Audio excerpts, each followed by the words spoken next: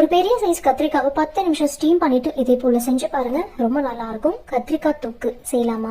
ஒரு ஸ்டீமர்ல கட் பண்ண கத்திரிக்காய், தக்காளி, காஞ்ச மிளகாய் எடுத்து வச்சுக்கலாம். 10 நிமிஷம் நல்லா ஸ்டீம் ஆகட்டும். நல்லா ஆறின பிறகு கத்திரிக்காய்க்கு மேல இருக்க ஸ்கின் பீல் பண்ணி எடுத்துருங்க. பெரிய கியூப்ஸா கட் பண்ணிக்கலாம், ஃபைனா சாப் பண்ணாதீங்க. அடுத்ததா தக்காளிக்கு மேல இருக்க ஸ்கின் பீல் பண்ணிட்டு தக்காளி, காஞ்ச மிளகாவை கோர்ஸா கிரைண்ட் பண்ணலாம். ஸ்மூத்தா அரைக்க கூடாது, கொஞ்சம் குறக்குறப்பா அரைச்சிக்கோங்க.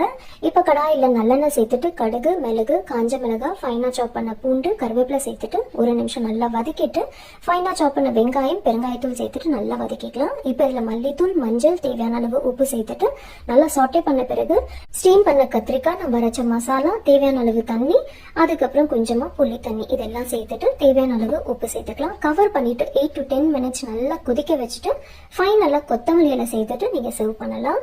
கத்திரிக்காய் தொக்கு ரொம்ப நல்லா இருக்கும். ரைஸ்ல கொஞ்சமா நெய் சேர்த்து சாப்பிட்டு பாருங்க, அவ்வளவு நல்லா இருக்கும். பிரியாணிக்கு சூப்பரா இருக்கும்.